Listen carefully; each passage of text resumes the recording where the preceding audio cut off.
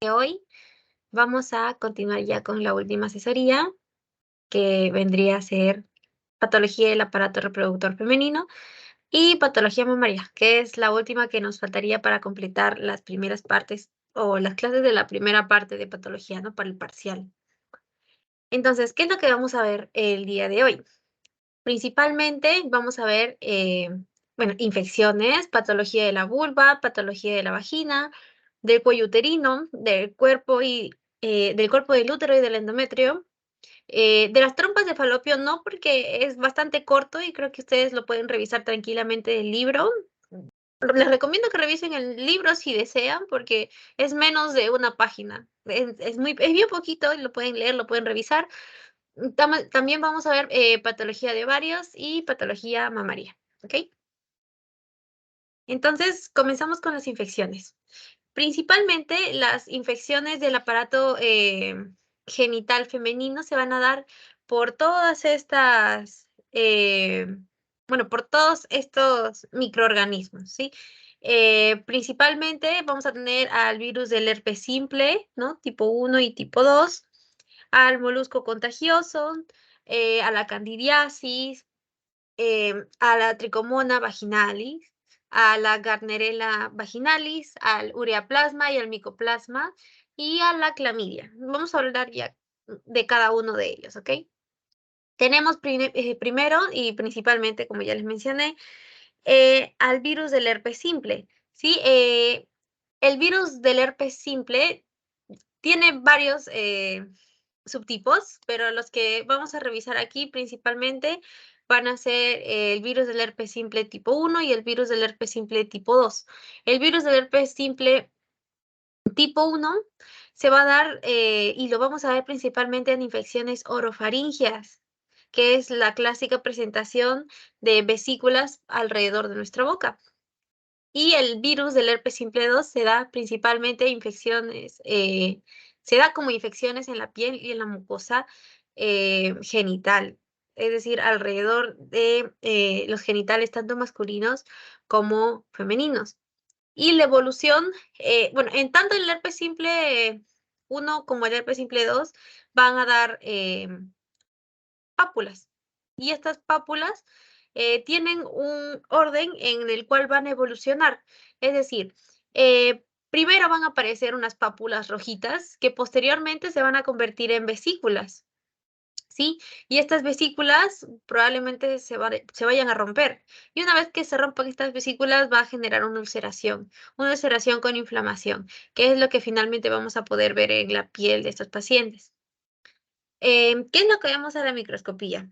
O bueno, no es microscopía en este caso, es una citología, ¿sí? Vemos que hay un efecto citopático aquí en la célula, en donde podemos ver que se encuentra multinucleada. Em, el patrón que podemos ver en esta célula es característicamente en vidrio esmerilado, ¿sí? Y también vamos a poder ver inclusiones víricas intranucleares.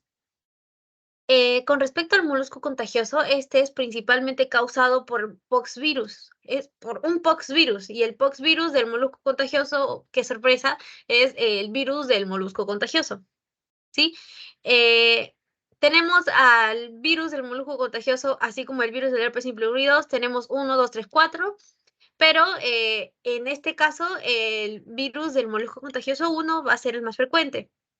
Es muy común en niños pequeños, entre 2 y 12 años, em, y en adultos también pueden aparecer este tipo de lesiones, pero en estos casos se transmite de vía sexual mediante contacto con genitales, pero generalmente también podemos encontrar estas lesiones no solo en los genitales, sino también pueden aparecer en el abdomen, las nalgas y los muslos.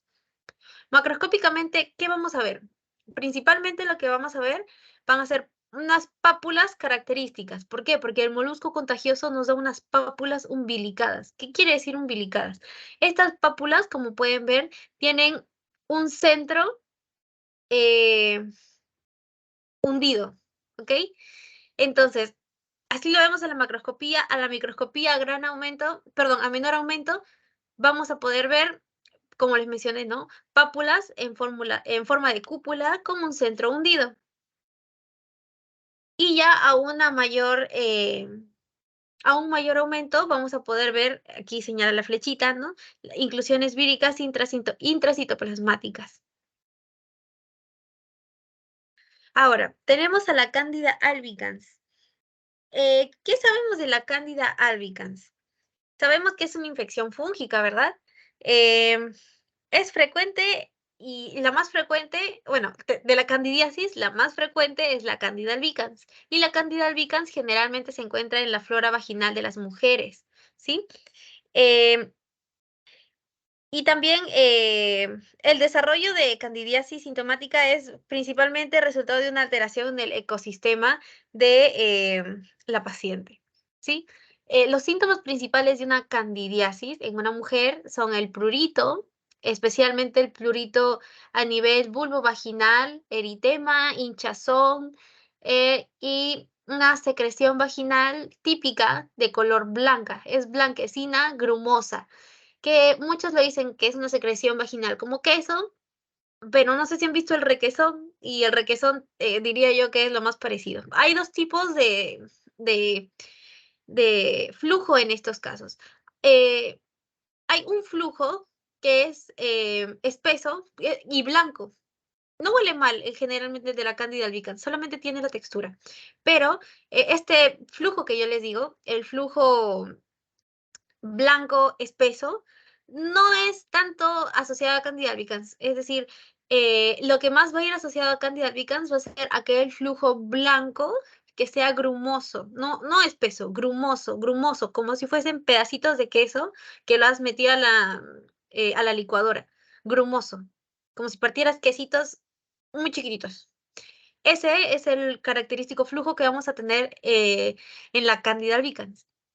Y bueno, microscópicamente ya sabemos cómo es la forma de la cándida. Puede tener en este caso, ¿no? Tiene forma de filamentos que podemos ver aquí a lo largo de las células. Em, con respecto a la tricomona generalmente es asintomática en muchos casos, pero cuando da síntomas, lo principal y lo más característico que vamos a poder ver es un flujo vaginal de color amarillo. Y no solamente es un flujo vaginal de color amarillo, sino que va a parecer como una especie de espuma. Y la mucosa vaginal y cervical va a encontrarse de un color rojo fuego, principalmente la vaginal. La mucosa vaginal se va a encontrar de un color rojo fuego, es decir, un rojo bien intenso. Y en la colposcopía, que bueno, para los que no saben muy bien qué es la colposcopía, pues es poder observar el cérvix de la mujer, ¿no? Observar el cuello uterino de la mujer, vamos a poder encontrar un cérvix de fresa. ¿Qué es un cérvix de fresa? El cérvix característicamente tiene un color rosadito, eh, cuando no está inflamado, obviamente, ¿no? Es un color rosadito, y cuando se refiere a cérvix de fresa, es que este cérvix que está rosadito tiene algunos puntitos de color rojo intenso. Entonces, eso es lo que vamos a ver en la colposcopía con respecto a la tricomona vaginalis. Ahora, con respecto a la garnerela. Sí, hay que saber que la Gardnerella es un cocobacilo gram negativo, el cual nos va a producir, a diferencia de la tricomona, un flujo gris verdoso. Y este flujo va a ser maloliente, es decir, va a tener un dolor como a pescado podrido. ¿Sí? Y este es el agente principal de la vaginosis bacteriana. Ahora, ¿qué vamos a ver en el Papa Nicolau? Vamos a ver células escamosas superficiales e intermedias cubiertas justamente de la Gardnerella vaginalis, que es este cocobacilo, que lo podemos ver aquí en la imagen también.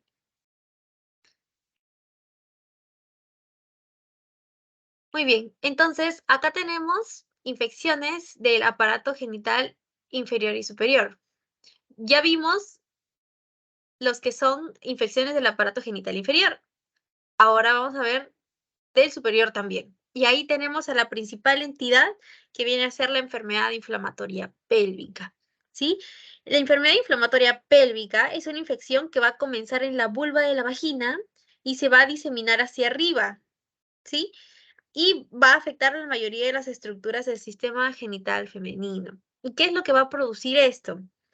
va a producir dolor pélvico, fiebre y secreción vaginal, ¿sí?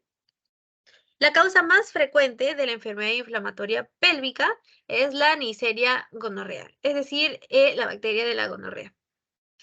Em, Principalmente la infección, bueno, otra causa, para que no le he puesto acá, pero otra causa que nos puede dar enfermedad inflamatoria pélvica, otro agente, es la clamidia, que también es una causa muy conocida. Em, las infecciones que son secundarias a abortos espontáneos o inducidos o a partos normales o también partos anómalos, que son los llamados partos puerperales, son también causas importantes de la enfermedad inflamatoria pélvica. Es decir, una mujer con antecedente de aborto, sea espontáneo o sea inducido, o un antecedente de parto, tal vez, tal vez digo, no siempre, bueno, la mayoría de las veces, han quedado restos orgánicos dentro del útero y esto es lo que ha causado la infección. A estas se les llaman las infecciones puerperales en el caso de la enfermedad inflamatoria pélvica. Entonces, a ver. ah, Ya, vamos a ver en este caso la microscopía, ¿ok? Entonces, lo importante que quiero que sepan de la microscopía es que vamos a poder ver en una primera instancia pliegues tubáricos que están edematosos y distendidos. Y vamos a encontrar una luz dilatada y células inflamatorias, ¿sí? Eh, Esto de acá, ¿no? Los pliegues tubáricos edematosos van a estar distendidos justamente por este infiltrado de células inflamatorias. Y aquí también vamos a poder ver que el centro de la luz tubárica se va a ver encontrado, o perdón, se va a ver ocupado por la presencia de pus. Y ya sabemos nosotros que el pus o la pus es un conjunto de leucocitos, ¿verdad? En la imagen de aquí abajo, vamos a poder, es una salpingitis, ¿sí? Estas dos imágenes son de salpingitis. Em, en el caso de la segunda imagen, como podemos ver aquí, esta es una salpingitis crónica. En la salpingitis crónica ya vamos a ver cicatrización, porque ya es crónico, ¿verdad? Em, y también vamos a poder ver fusión de pliegues, ¿sí? Las cicatrices en estos casos pueden causar infertilidad o también embarazo ectópico tubárico. ¿Qué quiere decir eso? A ver, para empezar, la salpingitis, ¿qué es? La salpingitis es la inflamación de las trompas de falopio, ¿ok? Entonces, si vamos a ver unas trompas, o sea, en este caso, en el caso de esta imagen de arriba, es una salpingitis aguda. Y en el caso de la imagen de abajo es la salpingitis crónica. Entonces, si en la salpingitis crónica encontramos cicatrización, esto puede ser una causa de infertilidad y también puede ser una causa de un embarazo ectópico tubárico. Es decir, el embarazo ectópico ya sabemos que es cuando el cigoto no se implanta en el endometrio, sino que se implanta en otro lugar. Y uno de los lugares más comunes en donde se implanta este cigoto en un embarazo ectópico, ¿en dónde es? Justamente en las trompas de falopio, ¿sí? ¿Por qué se produjo esta salpingitis? Producto de una enfermedad inflamatoria pélvica, ¿sí? Por eso estoy poniendo estas imágenes. Em, Principalmente el que causa esto es la infección por el gonococo, ¿no? O por la Neisseria gonorrhoeae, ¿sí? La infección por esta bacteria, por Neisseria gonorrhoeae, se caracteriza justamente por la inflamación aguda en la superficie de la mucosa afectada, ¿sí? Em, y eso es lo que va a causar la salpingitis principalmente, y es lo que pudimos ver, ¿no? Una salpingitis supurativa aguda. ¿Por qué es supurativa? Porque la luz tubárica está ocupada por pus, ¿ok? Muy bien, hasta ahí infecciones. Vamos a pasar ahora a patologías de la vulva. Ojo chicos que el tema de hoy sí es bastante largo, así que voy a tratar de resumir los puntos más importantes para no quitarles mucho tiempo. Muy bien, entonces, dentro de las patologías de la vulva vamos a tener al llamado y al bastante conocido quiste de Bartolino. Acá está, porque el libro lo pone como Bartolín, pero muchos lo conocen también como quiste de Bartolino. Nosotras las mujeres tenemos dos glándulas cerca de la zona perineal, en la zona inferior de la vagina, de la vulva, perdón, de la unión de los labios externos o mayores, tenemos ahí dos quistes. No, perdón, tenemos ahí dos glándulas, que son las glándulas de Bartolino. Y cuando esta glándula se inflama, puede ocasionar un quiste. ¿Ok? Entonces, se inflama porque hay una infección principalmente, ¿ok? Entonces, la infección de esta glándula, de la glándula de Bartolino, produce una inflamación aguda y en ocasiones esta inflamación aguda va a provocar un absceso. Ahora, los quistes del conducto de Bartolino son relativamente frecuentes y pueden aparecer en cualquier edad, ¿sí? Pueden aparecer en todas las edades y se debe a una obstrucción principalmente, ¿no?, del conducto debido justamente a un proceso inflamatorio, como ya les mencioné. Estos quistes están revestidos por epitelio de transición y también epitelio escamoso, ¿ok? Eh, Pueden llegar a ser grandes. Generalmente llegan a medir de 3 a 5 centímetros de diámetro y su principal característica es que producen molestias, ¿sí? Y dolor local. ¿Tratamiento tiene? Sí. El tratamiento es cirugía. Se extirpan quirúrgicamente y se dejan permanentemente abiertos. Muy bien. Ahora viene la parte pesada de patologías de la vulva. ¿Por qué? Porque vamos a ver patologías neoplásicas y no neoplásicas, ¿sí? Las no neoplásicas las tenemos acá. Son el líquen escleroso y la hiperplasia de células escamosas, ¿ok? El líquen escleroso se presenta en forma de placas o máculas, ¿sí? Cuando lleven dermatología van a entender esto, pero si tienen la oportunidad, es más, creo que yo tengo un resumen de las lesiones elementales de dermatología. Es importante, al menos para en esta ocasión, ¿no?, que sepan cuál es la definición de pápula, la definición de vesícula, la definición de mácula, la definición de placa, ¿ok? Se las voy a pasar tal vez con con esta clase, ¿ok? Entonces, para que entiendan, el líquen escleroso son placas o máculas que son de color blanco y son lisas, ¿sí? Y con el tiempo pueden aumentar de tamaño y pueden fusionarse. Em, Esto puede producir una superficie que va a recordar a la porcelana o también a un pergamino. Y es por eso que tiene, o sea, podríamos decir que tiene una superficie similar, semejante a la porcelana o en pergamino. Sí, cuando se afecta toda la vulva, los labios se atrofian y el orificio vaginal también se estrecha. ¿Ok? ¿Qué es lo que vamos a ver característicamente en la microscopía? Un adelgazamiento de la epidermis. A ver, voy a ver si puedo poner mi puntero. Ya, esta es la epidermis, miren. Está demasiado adelgazada. ¿Sí? Bueno, lo característico del líquen escleroso es el adelgazamiento del epidermis con esclerosis de la dermis superficial, esta zona de aquí, esclerosis, esclerosis, esclerosis, y células inflamatorias en la dermis profunda. No, obviamente no podemos ver mucho las células inflamatorias crónicas, pero creo que damos por hecho de que se encuentran aquí en esta zona, ¿verdad? Acá, acá, por ejemplo. Entonces, eso es el líquen escleroso. Ahora, ¿cuál es la hiperplasia de células escamosas? Antes se le llamaba distrofia displásica o también líquen simple crónico, ¿sí? Y es consecuencia principalmente al roce o rascado de la piel para aliviar la picazón o el prurito. Clínicamente se va a manifestar como una leucoplasia, es decir, una zona blanca, ¿sí? Eh, y en la histología lo que vamos a poder ver va a ser principalmente el engrosamiento de la epidermis, que es lo contrario al líquen escleroso, que era el adelgazamiento. Miren, esta de acá era la epidermis y esta de acá es la epidermis en el caso de la hiperplasia de células escamosas. ¿Ven la diferencia? Es un engrosamiento bastante marcado de la epidermis. A esto se le llama acantosis. También vamos a encontrar hiperkeratosis y también hiperplasia de las células escamosas. ¿Ok? Muy bien. Esta es una lesión que nosotros ya conocemos porque también ya hemos visto que se encuentran en lesiones genitales del aparato reproductor masculino, ¿verdad?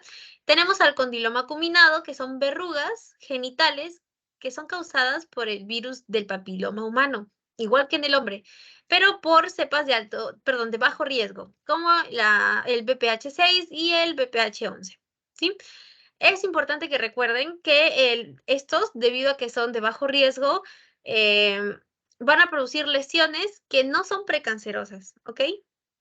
Las que sí son posiblemente precancerosas son las causadas por el virus de VPH, pero las cepas de alto riesgo, ¿sí?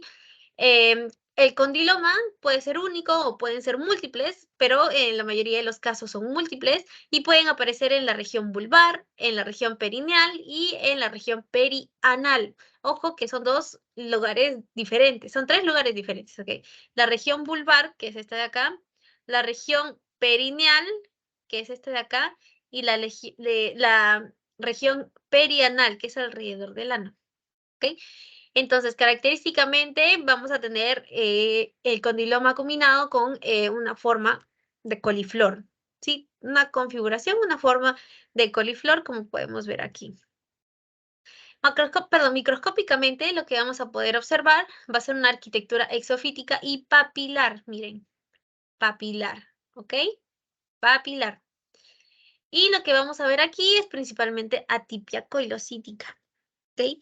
La atipia coilocítica se caracteriza por núcleos atípicos, hipercromáticos y un aumento del tamaño de los halos perinucleares. ¿Ok? Repito, la atipia coilocítica se caracteriza por núcleos atípicos, hipercromáticos y aumentados de tamaño con halos perinucleares. ¿Ok?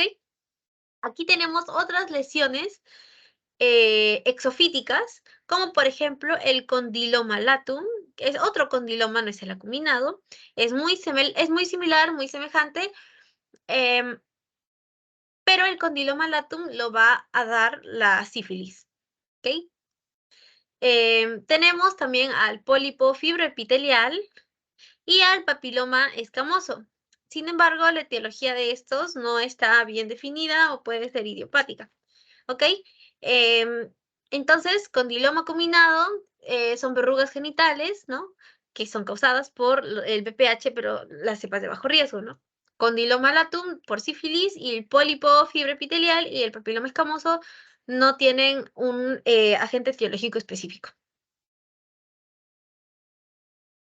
Muy bien, ahora vamos a ir al carcinoma de vulva, ¿ok?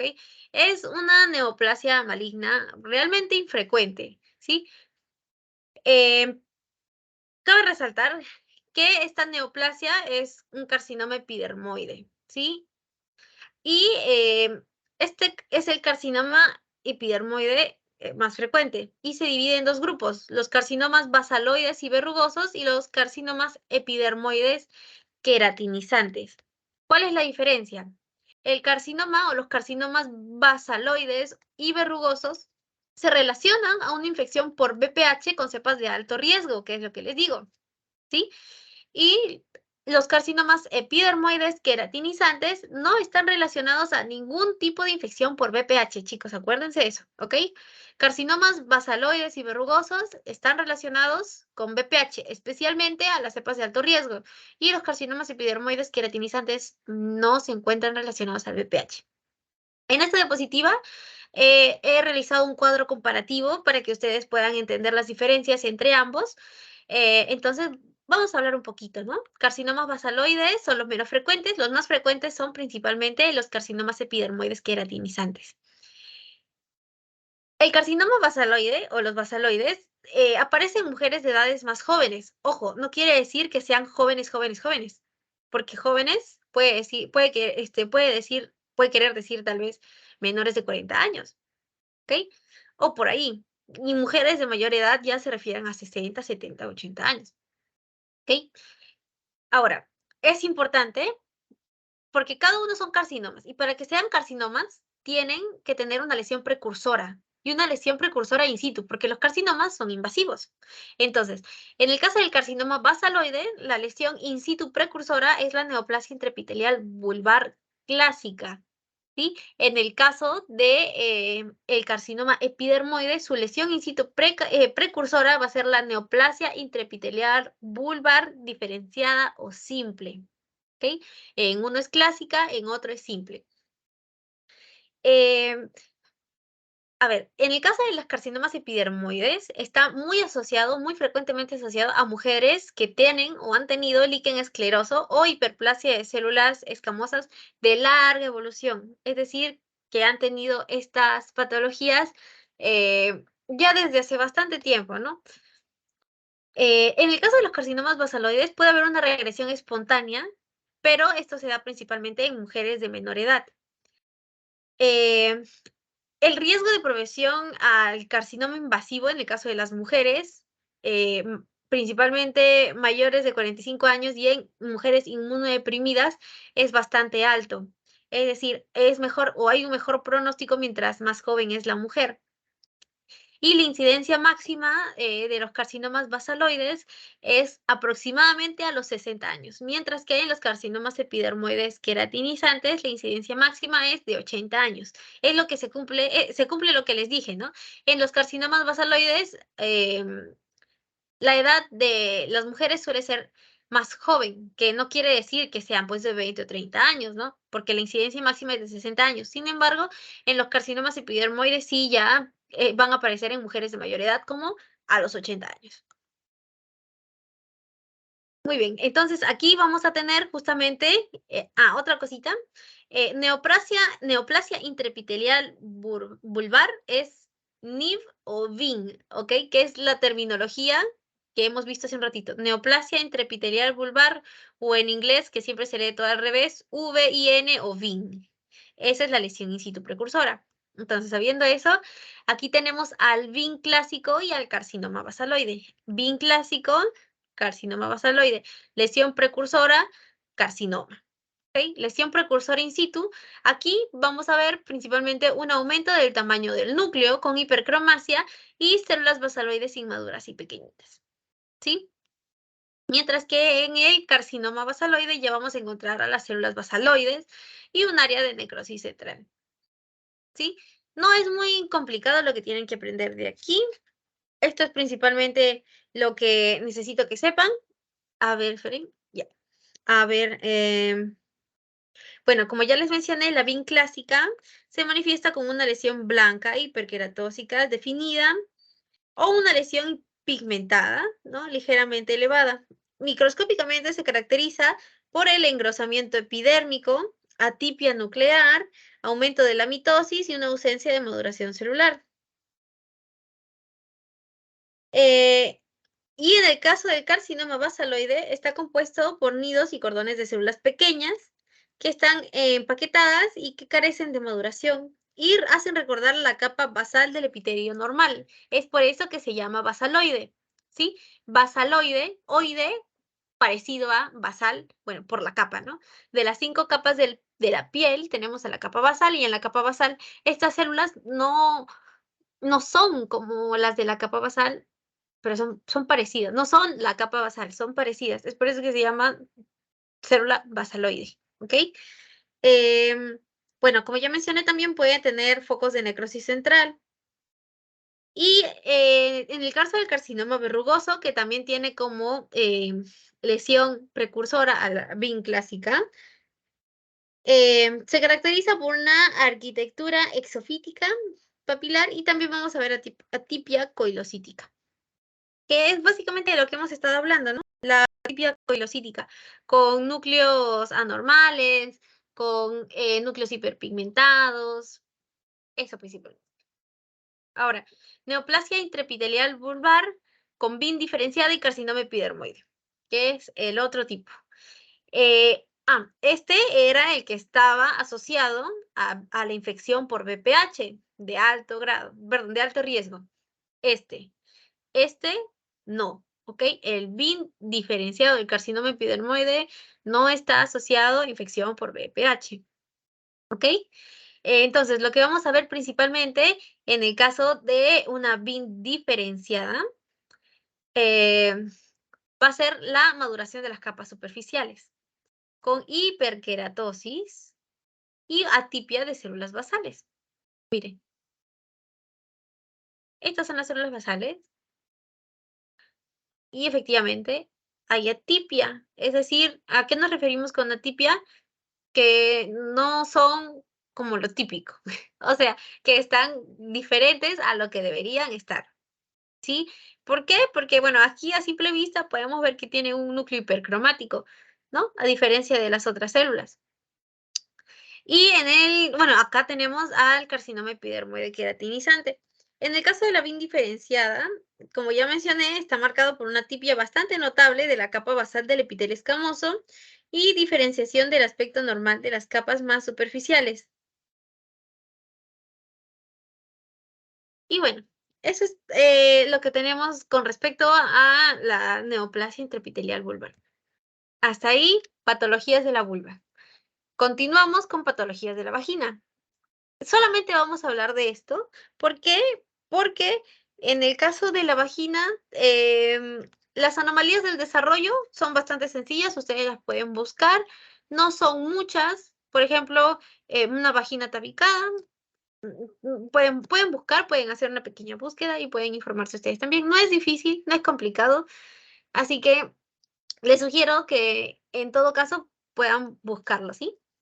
Entonces, vamos a hablar ahora de la única patología que vamos a hablar en la vagina, va a ser de esta, del sarcoma botrioideo, también llamado rhabdomiosarcoma embrionario. Este es un tumor vaginal maligno, ojo, maligno, pero es bastante infrecuente y se da generalmente en lactantes y niñas menores de 5 años, ¿sí?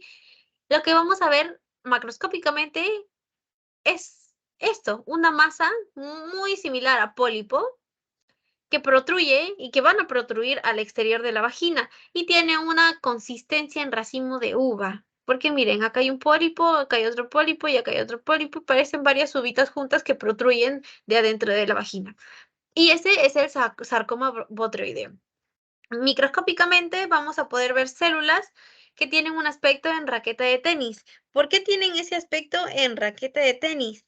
Porque tienen un núcleo eh, sí, tienen un núcleo que son ovalado, que es ovalado. El núcleo es ovalado y tiene protrusiones del citoplasma en un solo extremo. Y eso es lo que les va a dar el aspecto de raqueta de tenis.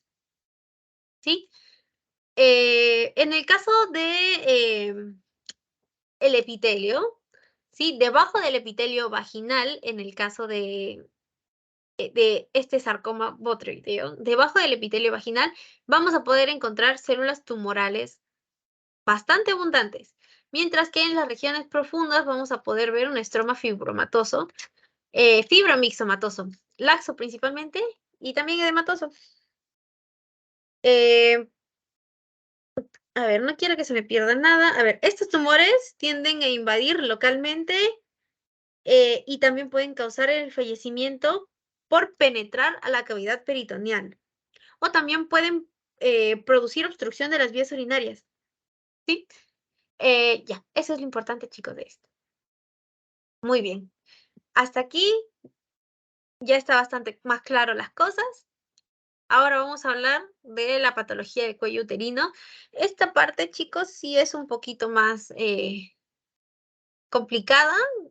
Creo que es una de las partes más tediosas, así que presten atención, ¿sí? Primero, vamos a hacer una mención honorífica a la cervicitis aguda y a la cervicitis crónica, ¿sí? Les sugiero que busquen sobre cervicitis, pero es principalmente la inflamación del cuello uterino, ¿no? Que puede ser aguda o puede ser crónica. Generalmente se da por cambios en la flora vaginal o también cambios, bueno, el cambio en la flora vaginal puede ser causa también de un cambio en el pH vaginal. Nosotros sabemos, bueno, al menos nosotras mujeres sabemos que el pH vaginal es ácido, ¿sí? Entonces, cuando se utilizan, por ejemplo, sustancias que no son ácidas o que no mantienen el pH, suele inflamarse ahí abajo, ¿no? Entonces, bueno, eh, Ya, las infecciones por gonococos, por ejemplo, la clamidia, el micoplasma, y el virus del herpes simple también, ¿no? Pueden producir cervicitis aguda o crónica. Y es importante poder identificarlos porque están asociados también, como ya hemos visto, a infecciones del aparato genital alto y a complicaciones en la gestación. eh, y también, pues, son enfermedades de transmisión sexual, ¿no? Muy bien. Entonces, hablemos de los pólipos. Ya hemos hecho mención de la cervicitis.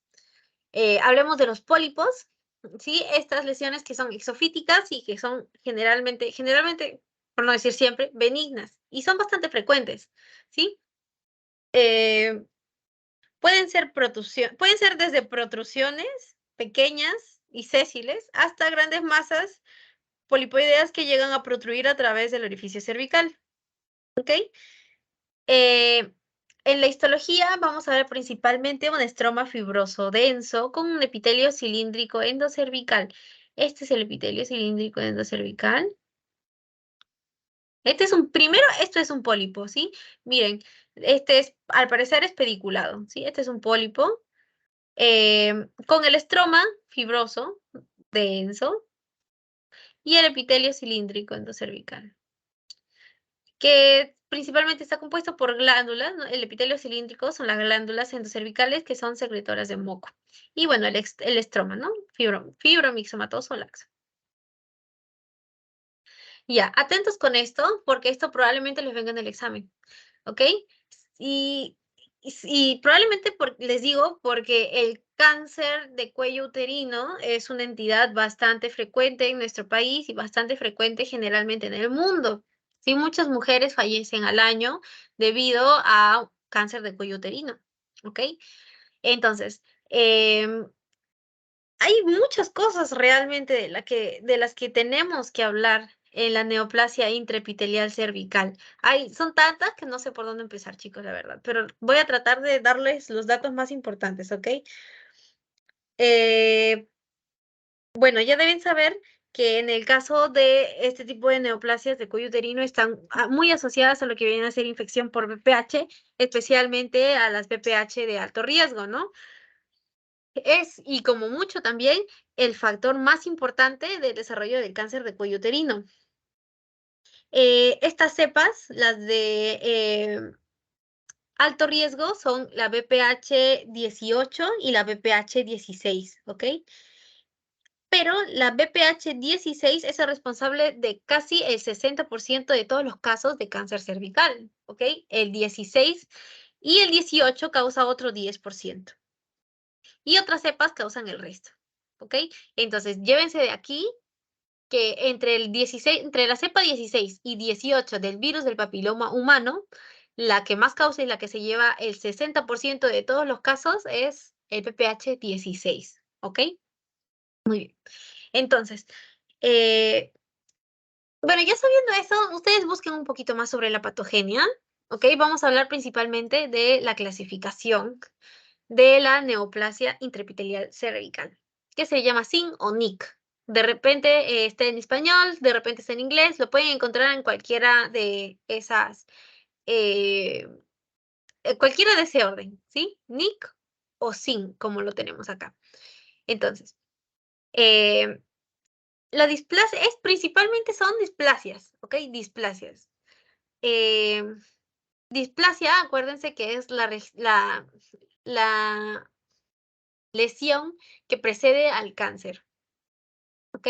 Entonces, vamos a tener sin 1, sin 2 y sin 3, ¿ok? Eh, la displasia, bueno, el sin 1 es una displasia leve, el sin 2 es una displasia moderada y el sin 3 puede ser tanto una displasia grave como un carcinoma ya in situ, ¿ok? Y esto se va a correlacionar con una lesión escamosa intraepitelial, que es ahora como se le clasifica, ¿no? Eh, la, la lesión de bajo grado, o sea, la lesión escamosa intraepitelial de bajo grado, en inglés la van a encontrar como H y, bueno, estas siglas, ¿no? H-LIS. Pueden encontrarla como H-LIS. Perdón, H no, L-LIS. ¿Por qué? Porque L al inicio, pues low, ¿no? Low, que es bajo. Eh, Las de bajo grado, bueno, la de bajo grado va a concernir solamente al SIN 1, mientras que las de alto grado, miren, acá es justamente lo que les digo, ¿no? L de low, low bajo, SIN 1. Las de alto grado, H o high, van a pertenecer al SIN 2 y al SIN 3. ¿Por qué? Bueno, el SIN 3 es una displasia ya grave que puede ser y puede llegar hasta ser un carcinoma in situ. ¿Ok? Ok. Bueno, chicos, la verdad, ¿qué les puedo decir? Hay un montón de cosas para hablar de esto. Bueno, vamos a seguir viendo entonces. Ya, principalmente lo que vamos a ver en el SIN 1 es atipia coilocítica. Ya sabemos que es atipia coilocítica, chicos. El SIN 2, atipia progresiva y expansión de las células basales inmaduras por encima del tercio inferior del espesor del epitelio. Repito, SIN 2 es atipia progresiva y expansión de células basales inmaduras por encima del tercio del espesor del endotelio. Y el SIN 3 es ya atipia difusa y pérdida de maduración y expansión de las células basales hasta la superficie epitelial. Acá tenemos, por ejemplo, ¿no? El SIN 1, atipia coilocítica. Acá está la atipia, miren. Hasta acá es la atipia coilocítica. Todo esto es la atipia. El SIN 2, atipia también, que es lo que podemos ver acá, atipia, y expansión de las células basales, que es esta de acá, esta es la capa basal, estas son las células basales, ¿sí?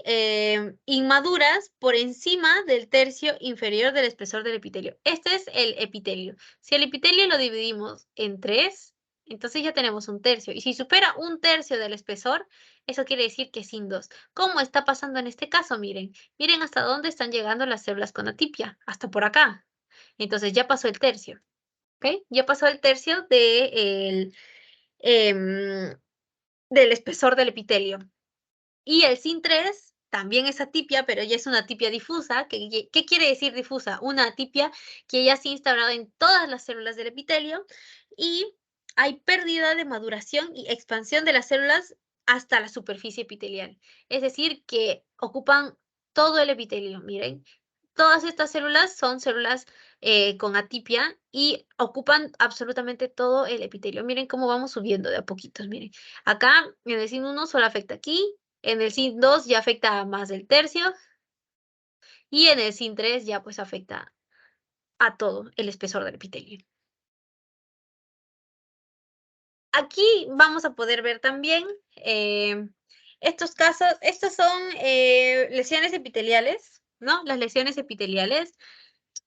En el caso de, en el caso de esta lámina, corresponde a una lesión escamosa intraepitelial de bajo grado o un SIN 1, ¿ok?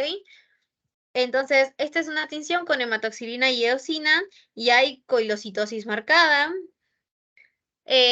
halos perinucleares. Acuérdense que es coilocitosis. Coilocitosis es vacuolización de la célula. Es decir, estas celulitas ven que tienen un fondito blanco con el núcleo que parece que está flotando al medio. Eso es vacuolización. Coilocitosis es como vacuolización.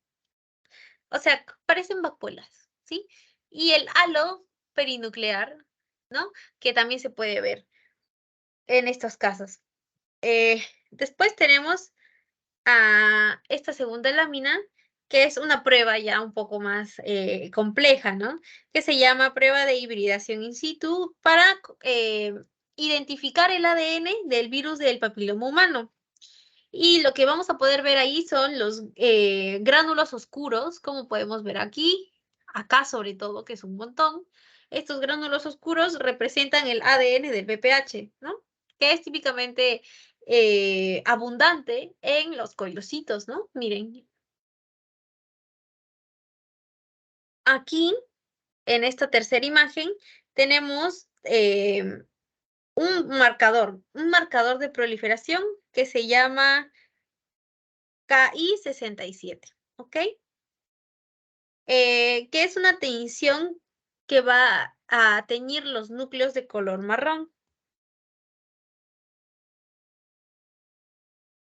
Y lo que va a mostrar es principalmente la expansión anómala de las células proliferantes, como podemos ver en esta zona.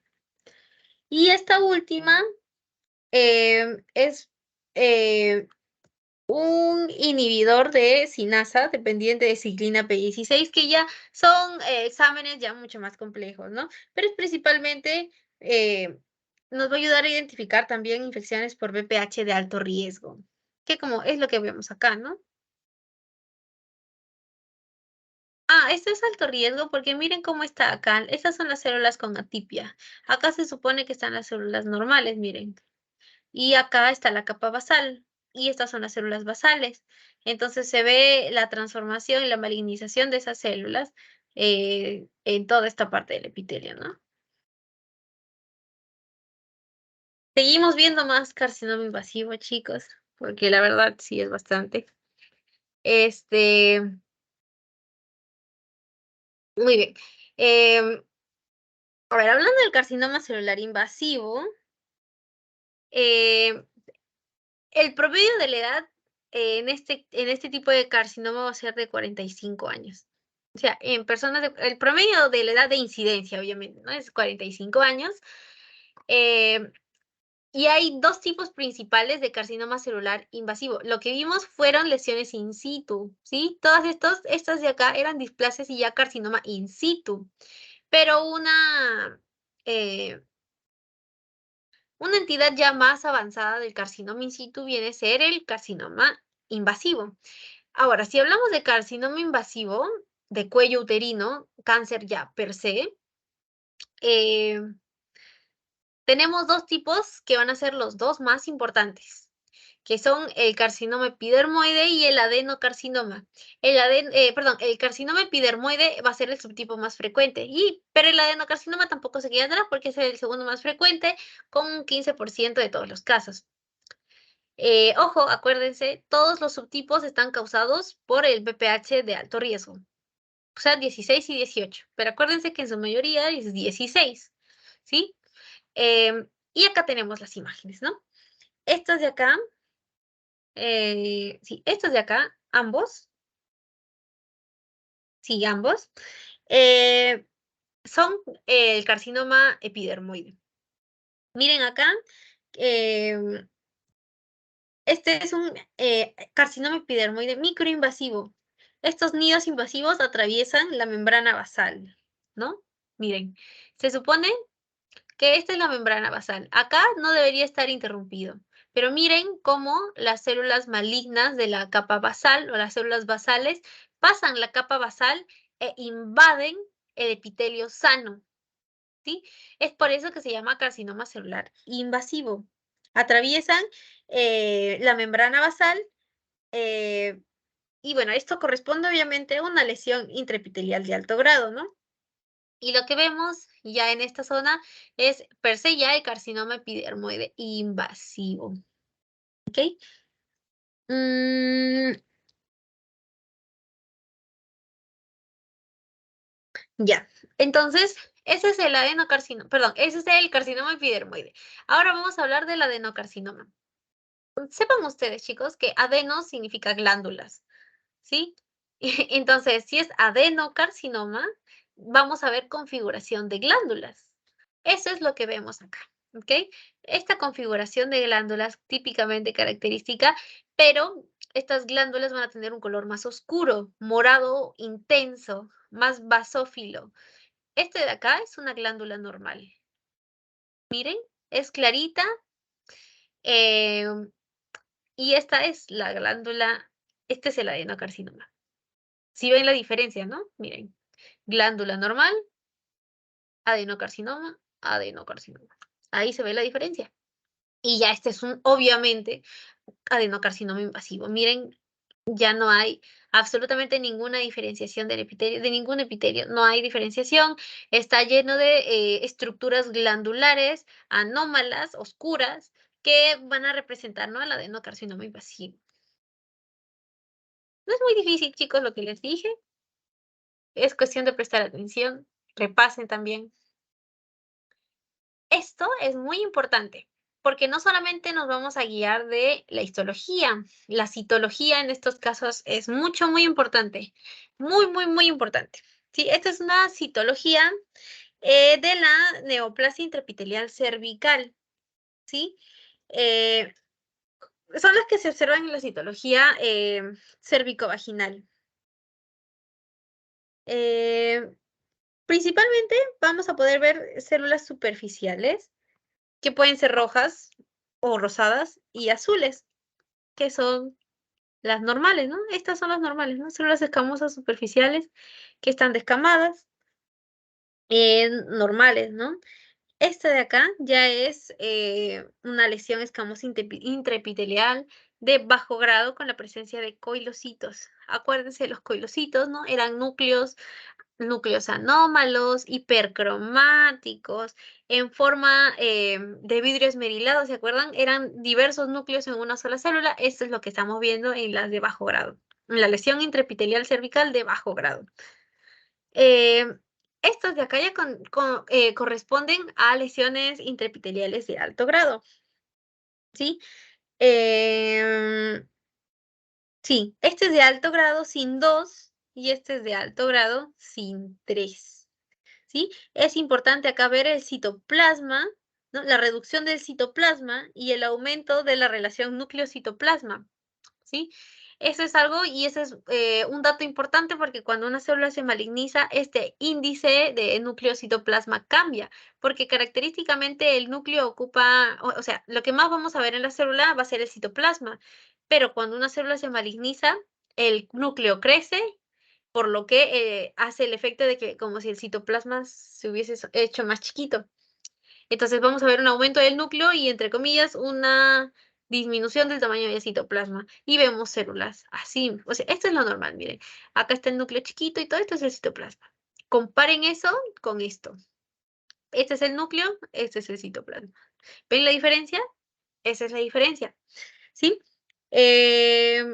Bueno, hay pérdida progresiva también de la diferenciación celular, ¿sí? Muy bien. Si entendieron hasta ahí, chicos, han hecho un gran esfuerzo porque esa era la parte más tediosa. Aunque cáncer de endometrio también es súper tedioso. A ver, no quiero hacer esto muy largo, así que avancemos bien. Bueno, chicos, esta es la histología del ciclo menstrual. Ustedes ya deben saber también el ciclo menstrual, ¿no?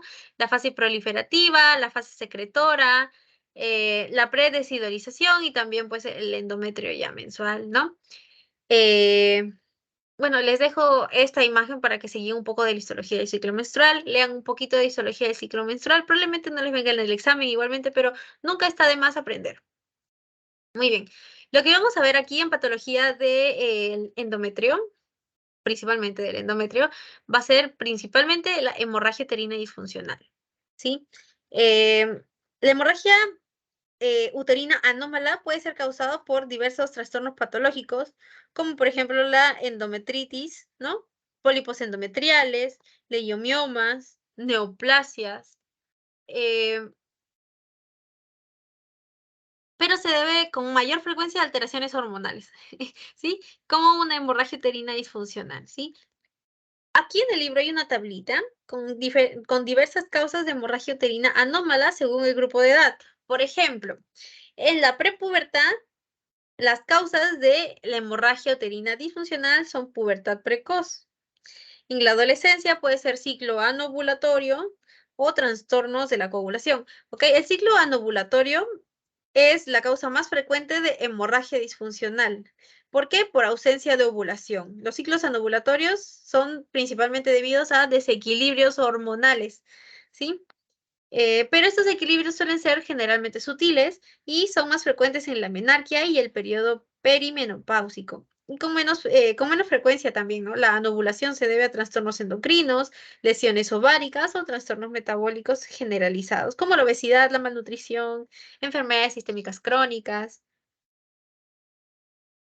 Entonces, ¿qué va a pasar con el ciclo ovulatorio? ¿Sí? Va a haber una ausencia de ovulación, como ya mencioné, y esto va a condicionar a una estimulación endometrial excesiva.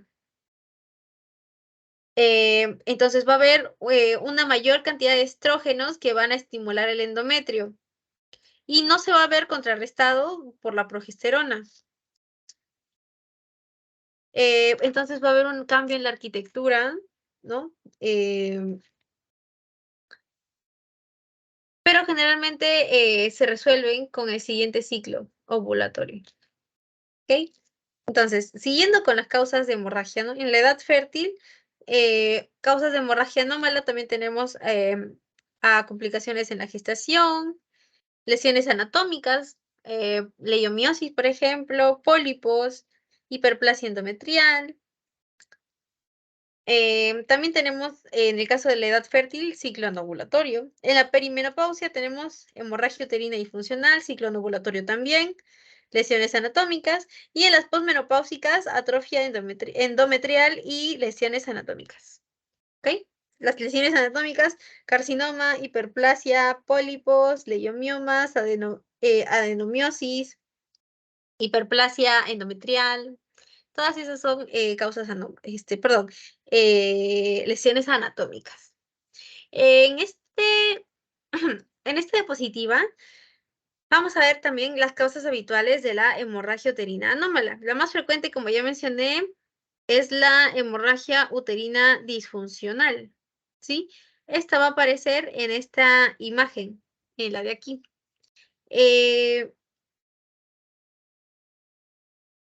Aparece en esta imagen, ¿no? En forma de un endometrio anovulatorio con descomposición del estroma. Y este es el estroma, se está destruyendo. No sé si se nota bien, pero sí. ¿Sí? Esta de acá es una endometritis crónica, ¿sí? Y aquí vamos a ver muchas células plasmáticas, como la que está señalando la flechita. Este es un pólipo endometrial, ¿no? Sí se nota el pólipo endometrial en esta zona de acá. Y en este caso, este es un leiomioma submucoso, ¿sí? Atenuación, en donde vamos a poder ver, ¿no? Que hay atenuación del revestimiento endometrial. Miren, este es el endometrio. Y miren esta disminución en el revestimiento del endometrio. Entonces, estas son las principales causas de una hemorragia uterina disfuncional. Primero está el ciclo anovulatorio, después tenemos a una endometritis crónica, después tenemos a un pólipo endometrial y también tenemos un leiomioma submucoso. Muy bien. Hablemos de la endometritis. La endometritis, como menciona su nombre, es la inflamación del endometrio, que puede ser agudo y puede ser crónico. ¿Sí? En el caso de la endometritis aguda se da generalmente por infecciones bacterianas después de partos o abortos. ¿Qué sucede? Como ya mencioné también, y lo que puede causar una enfermedad inflamatoria pélvica por estos casos, debido a que después de un parto o de un aborto, ciertas partes orgánicas del producto, que pueden ser la placenta, o en el caso de un aborto o un legrado, puede ser partes del producto, partes del embrión o partes del feto que se quedan ahí adentro del útero, en el miometrio, perdón, en el endometrio, pueden causar una infección bacteriana. Y eso es lo que puede causar la endometritis aguda. Es justamente lo que aparece en esta diapositiva de factor predisponente, que es la retención de productos de la concepción. ¿Sí? Generalmente los microorganismos causales más comunes van a ser el estreptococo hemolítico del grupo A y los estafilococos. Mientras que en la endometritis crónica se va a producir debido a generalmente una enfermedad inflamatoria pélvica crónica, tejido gestacional retenido, ¿no? Dispositivos intrauterinos como por ejemplo el DIU, que utilizan, bueno, yo no utilizo, pero muchas mujeres utilizan el dispositivo intrauterino y como método anticonceptivo hormonal o no hormonal, pero para que sepan que eso también puede causar y puede ser una causa de una endometritis crónica y la tuberculosis. La tuberculosis es un ente que también puede afectar al endometrio y puede darnos una endometritis crónica. Muy bien. ¿Cuál es la diferencia entre endometritis y endometriosis? Bueno, la endometritis es la inflamación del endometrio y la endometriosis es encontrar tejido similar o como el endometrio en otros lugares en donde no es el endometrio. Por ejemplo, pueden hacerme, no sé, una biopsia de un intestino, del intestino delgado, y en el intestino delgado encontrar tejido endometrial. Entonces ahí dicen que yo tengo endometriosis, ¿ok?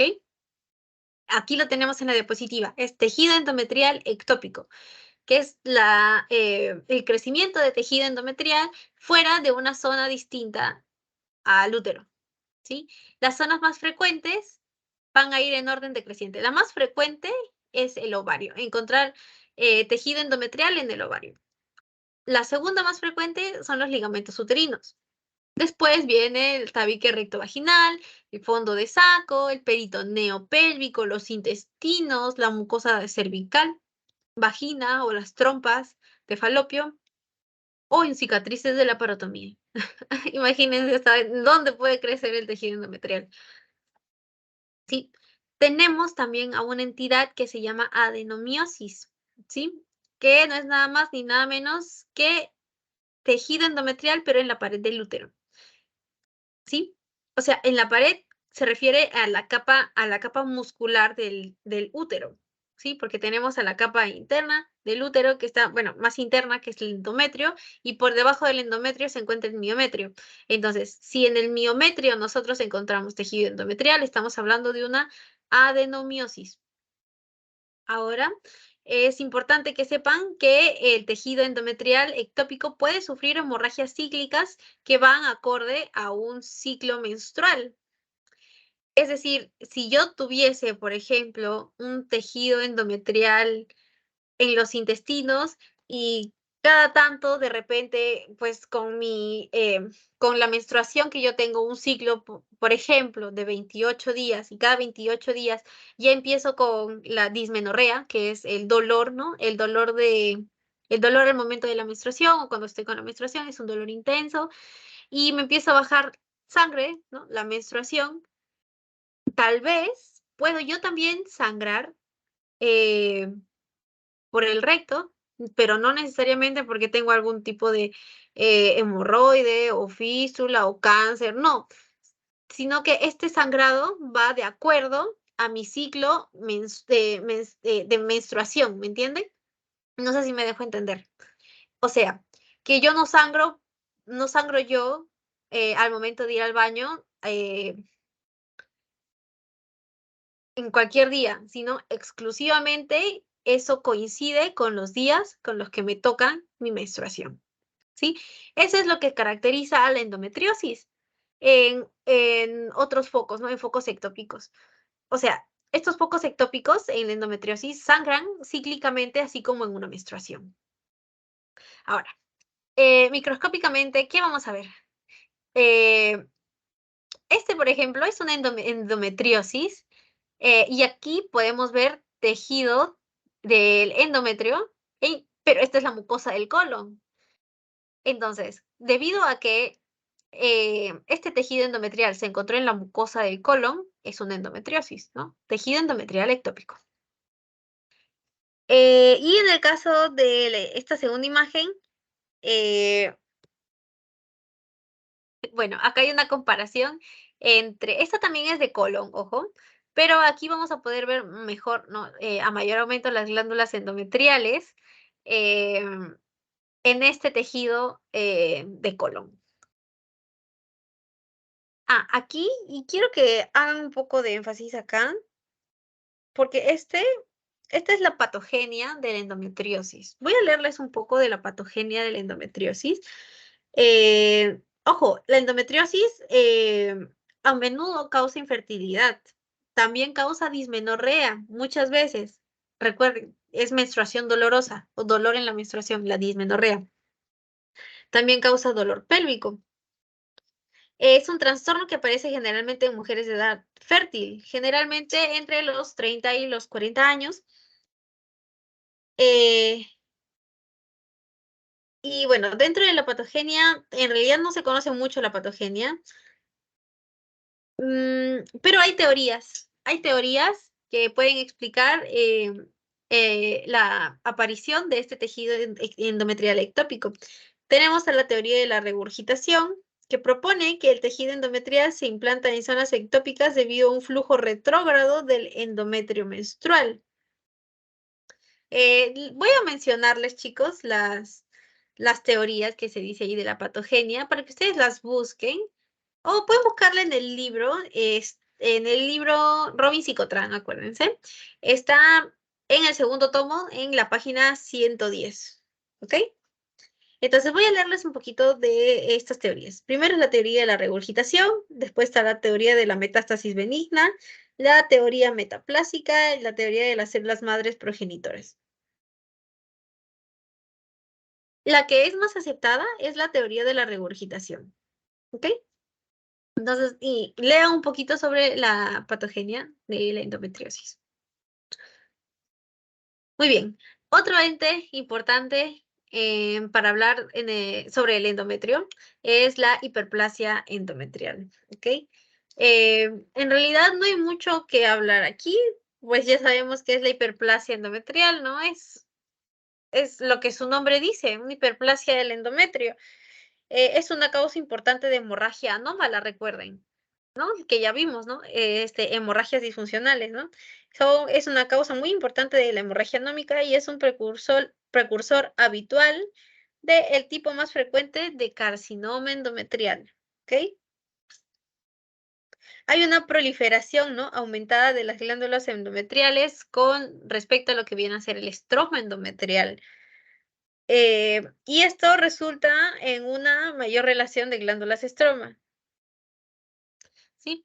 Entonces, en estas imágenes de aquí vamos a poder ver células sin atipia con una dilatación glandular. Estas son las glándulas. Ya hemos visto cuál es la característica de las glándulas, las características de las glándulas. Y acá podemos ver que hay dilatación de estas glándulas, miren. Em, ojo, hay hiperplasia sin atipia, ¿ok? Sin atipia, es decir, las células están normales, solamente han proliferado bastante. Sin embargo, hay anomalías en la arquitectura, ¿verdad? Por el agrupamiento glandular y también por la dilatación, ¿no? De las glándulas. Esto se le llama dilatación quística, porque miren que, o sea, la dilatación es bastante grande. Después tenemos aquí en la segunda imagen, que también es una hiperplasia sin atipia, ¿sí? Acá hay un mayor agrupamiento de glándulas, como podemos observar, a diferencia de aquí. Hay una mayor cantidad de glándulas que se encuentran juntas, y hay glándulas que están adosadas, ¿no? Entre sí, acá, por ejemplo. Eh, y bueno, las características aquí son muy similares a lo que viene a ser un endometrio en fase proliferativa. En esta tercera imagen tenemos hiperplasia, pero esta vez sí una hiperplasia atípica, ¿sí?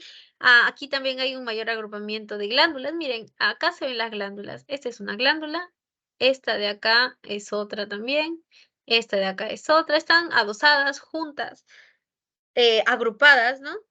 Y tiene características citológicas anómalas. Por eso es que hay atipia, ahora sí hay atipia celular.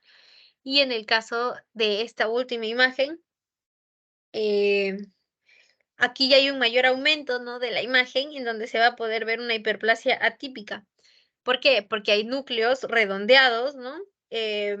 Con células con coilocitosis, ¿no? Como que vacuolizadas, ¿no? Con núcleos bastante prominentes. Muy bien, ahora vamos a hablar del carcinoma endometrial, ¿ok? Hay dos tipos de carcinoma endometrial, ¿sí? El tipo 1 y el tipo 2. Aquí tenemos una imagen que nos hace la diferencia entre ambos. Em, en la edad, por ejemplo, en el tipo 1, la edad más frecuente de aparición es entre los 55 y los 65 años, mientras que en el tipo 2 es entre los 65 y los 75 años. En el caso del tipo 1, está causado generalmente por un,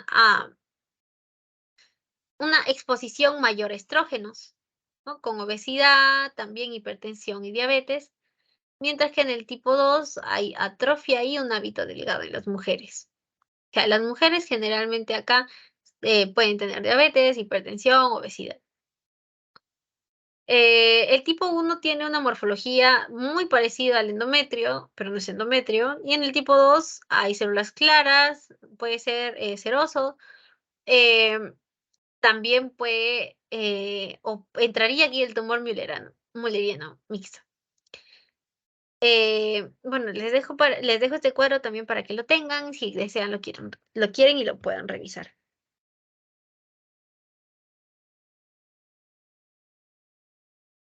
Muy bien, aquí tenemos una imagen que nos describe un poco lo que viene a ser el desarrollo del carcinoma endometrial del tipo 1. El carcinoma endometrial de tipo 1 se da generalmente y surge debido a un trasfondo hiperplásico, es decir, generalmente se da debido a una hiperplasia. Eh, este es el de tipo 1 en la parte de arriba. eh, y en la parte de abajo se encuentra la del tipo 2. Eh, y también se pueden ver, ¿no?, las alteraciones genéticas.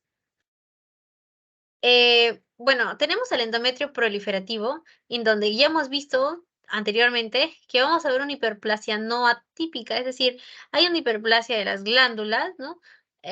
Donde podemos ver también glándulas adosadas, en este caso aquí podemos ver glándulas con el centro dilatado, pero lo importante de esto es que eran hiperplasias en donde no había una variación en la estructura de las células, es decir, las células no tenían atipia, estaban normales. Sin embargo, esta proliferación, debido al gen KRAS, ¿no?, con inestabilidad de macrosatélites, va a hacer que esta hiperplasia no atípica se vuelva una hiperplasia atípica, en donde hay hiperplasia eh, de las glándulas con atipia celular y también con una alteración en la forma en la forma y en la estructura de las glándulas.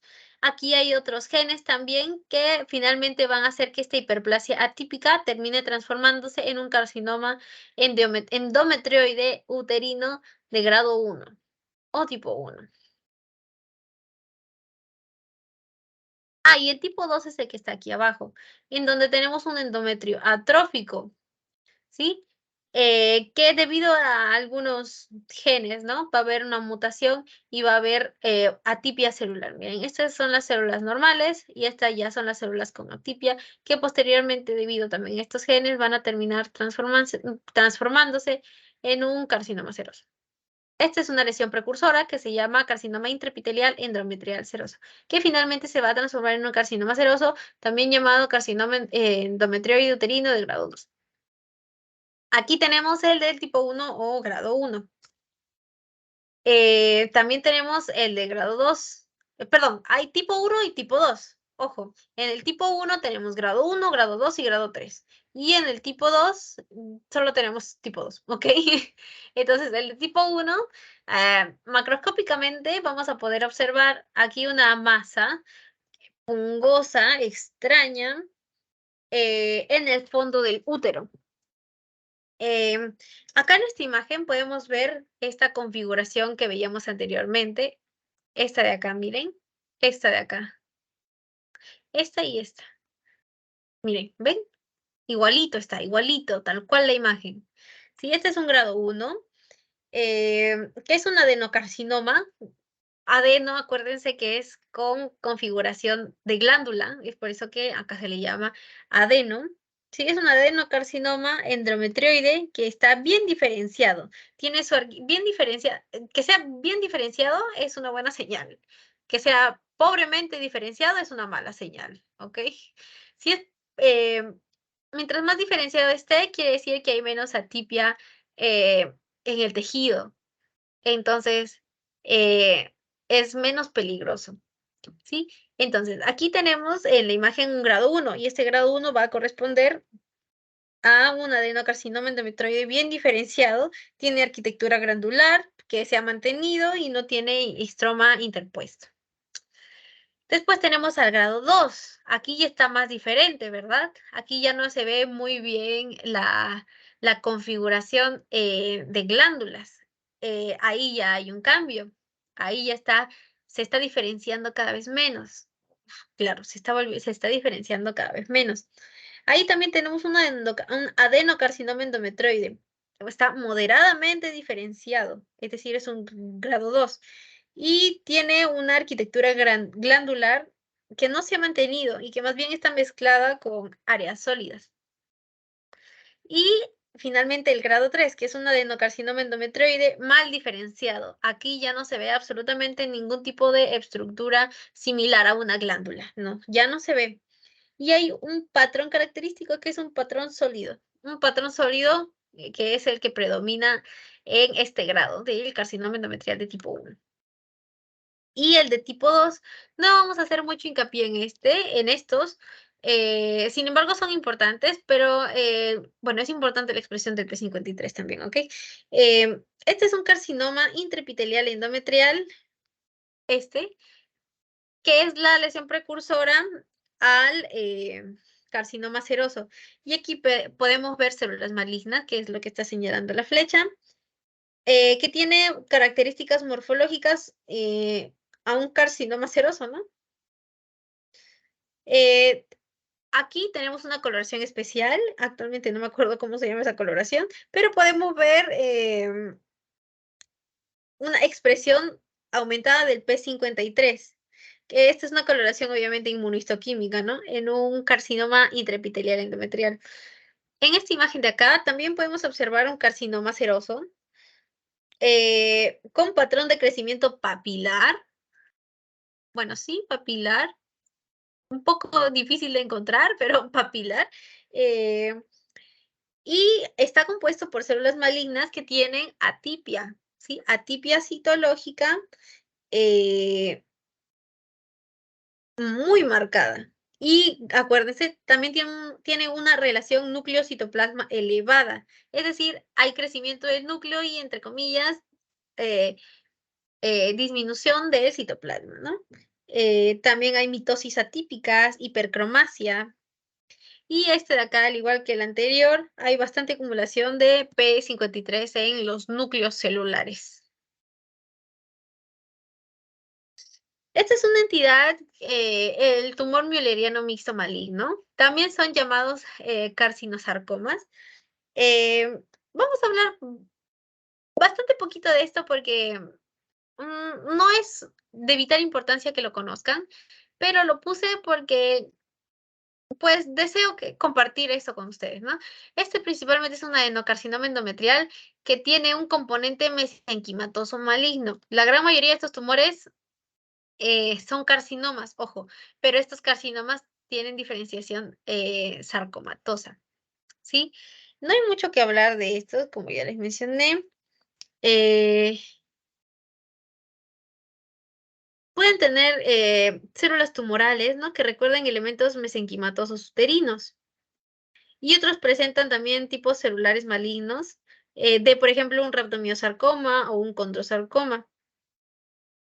Ahora, hay mutaciones que están presentes en este tumor mülleriano mixto maligno que pueden afectar a los mismos genes mutados también, ¿no? En el carcinoma endometrial, como por ejemplo el PTEN, el TP53 y el PIK3CA.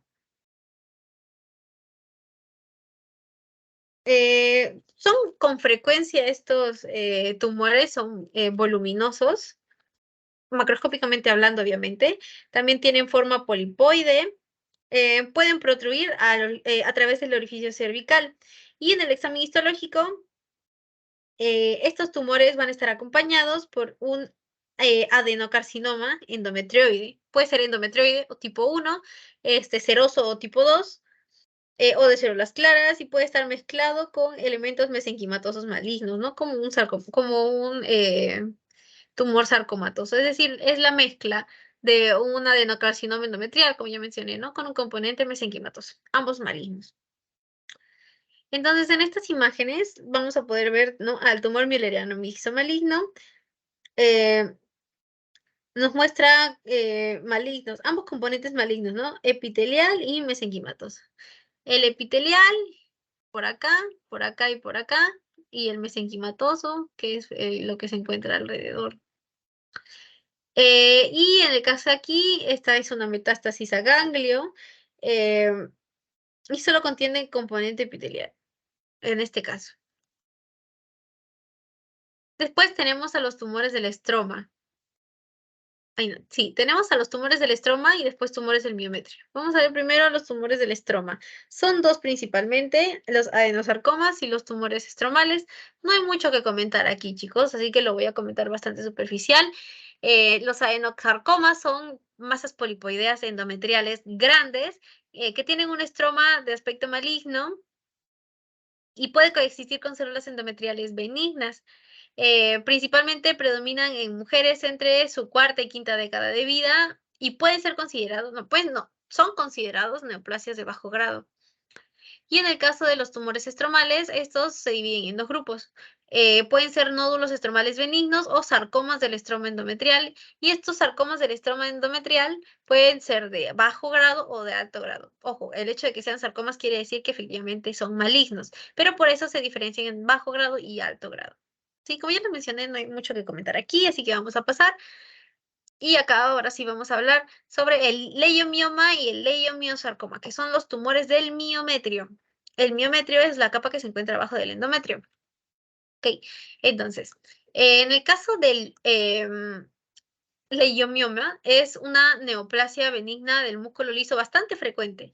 Generalmente son múltiples y da síntomas como hemorragia, poliacuria y una menor fertilidad o disminución de la fertilidad. ¿Sí? Característicamente en la macroscopía vamos a poder ver diversos tumores, ¿no? De localización submucosa, ¿no? Intramural o subserosa. Son diversas las ubicaciones que puede obtener el... eh, bueno, diversas son las que puede abarcar el leiomioma. Puede aparecer en cualquier parte del, en cualquier parte del miometrio. Como ya mencioné, generalmente son múltiples. Es por eso que en este útero podemos ver diversos leiomiomas. Y en la microscopía lo que vamos a poder ver son células del músculo liso fusiformes o alargadas. ¿Ok? Em, regulares, bien diferenciadas, que se han asociado a hialinización. Que podemos ver aquí estos espacios blanquitos, la hialinización. Mientras que en el caso del leiomiosarcoma, bueno, esta es una neoplasia maligna infrecuente, a diferencia del leiomioma, que es benigno, el leiomiosarcoma es maligno, infrecuente, y tiene una incidencia máxima entre los 40 y los 60 años. Este tipo de tumor tiene historial de recidivas después de después de haberse sometido a una cirugía de extracción del tumor y generalmente suelen hacer metástasis mediante vía hematógena. Sí, y característicamente en el útero vamos a poder observar una masa tumoral hemorrágica, mientras que en la microscopía, perdón, vamos a ver células con diferentes tamaños, con núcleos hipercromáticos, oscuros, no prominentes, pero lo que sí vamos a ver va a ser una alta tasa de mitosis. Y en la lámina también podemos ver diversas mitosis. Muy bien. Hasta ahí endometrio. Sí, hasta ahí endometrio. Ay, chicos, sí, ovario. Vamos a ver varias cositas. Bueno, no quiero tardarme mucho. Esta clase sí es bastante larga. Creo que esto ya es lo último del aparato reproductor femenino. Después pasamos a mamas. Muy bien, primero vamos a hablar del síndrome de ovario poliquístico y creo que ya a estas alturas de la carrera obviamente hemos escuchado hablar del síndrome de ovario poliquístico. Es un trastorno endocrino bastante común y complejo que consiste en un hiperandrogenismo en donde vamos a ver caída o adelgazamiento del cabello, la presencia de vello facial en las mujeres, en zonas masculinas, la presencia de perdón, dolor también a nivel del hipogastrio y se caracteriza por aumento de peso, infertilidad y periodos irregulares. Eh, este es un trastorno endocrino complejo porque, como ya mencioné, involucra diversas alteraciones, como por ejemplo el hiperandrogenismo, la alteración del ciclo menstrual, eh, ovario poliquístico, es decir, el ovario con diversos quistes, anovulación crónica, es decir, que no hay ovulación mensual como generalmente tenemos las mujeres que no tienen síndrome de ovario poliquístico, que es cada mes aproximadamente al día, entre el día 15 y el día 20, cada mujer suelta un óvulo. Esa es la ovulación. Entonces, en el caso de las mujeres con el síndrome de ovario poliquístico, no sueltan ese óvulo y no lo sueltan de forma crónica. Se supone que cada mes deberían soltar uno, pero ellas no lo sueltan. Y también debido a esto, debido a la anovulación crónica, hay una disminución de la fertilidad, porque bueno, si no hay óvulo, a pesar de que hay un espermatozoide, pues no va a haber cigoto, ¿no?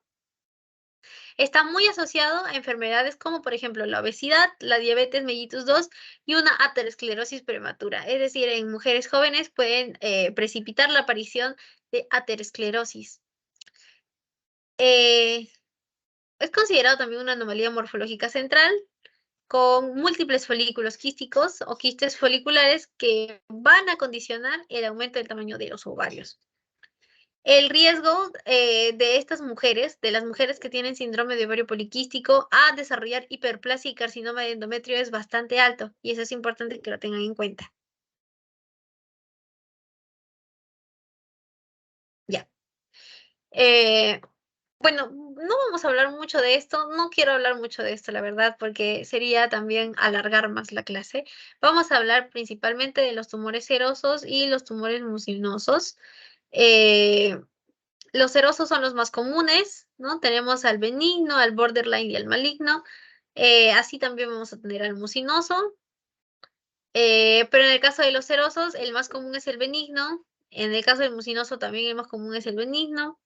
Eh, y bueno, también quisiera hablarles de el tumor de células de transición, pero creo que eso voy a dejar que ustedes lo busquen un poquito más porque tampoco es que sea extremadamente importante. Tal vez voy a dar un poco de información, pero bastante por encima, bastante superficial. Bueno, estos ya son los tumores, chicos. Vamos a ver ahora los tumores serosos de frente. Eh, ya, estas son neoplasias quísticas en los ovarios, que son malignos y son muy frecuentes y representan más o menos el 40% de todos los cánceres de ovario. Eh, Este tipo seroso eh, tiene o presenta líquido quístico y puede haber epitelio de tipo tubárico también en estos tumores. Hay tres tipos, como les mencioné, el benigno, el borderline y el maligno. Y bueno, vamos a hablar principalmente de sus características. Eh, Este de aquí es un tumor borderline.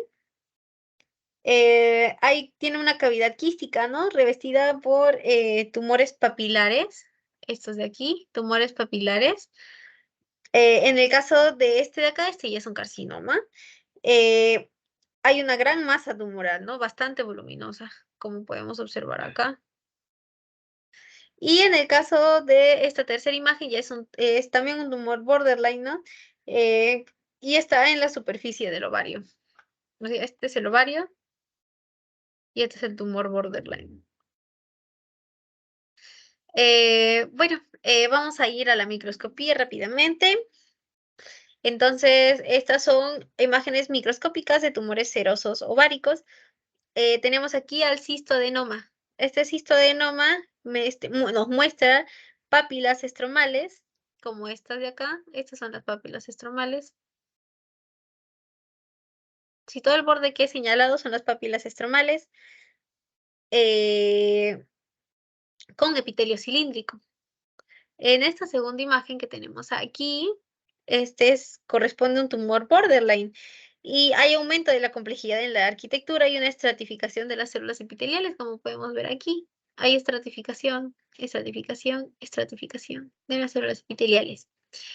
En el caso de este carcinoma seroso, este ya es un patrón micropapular, ¿no? Este es un carcinoma seroso que se llama carcinoma seroso micropapular y es de bajo grado.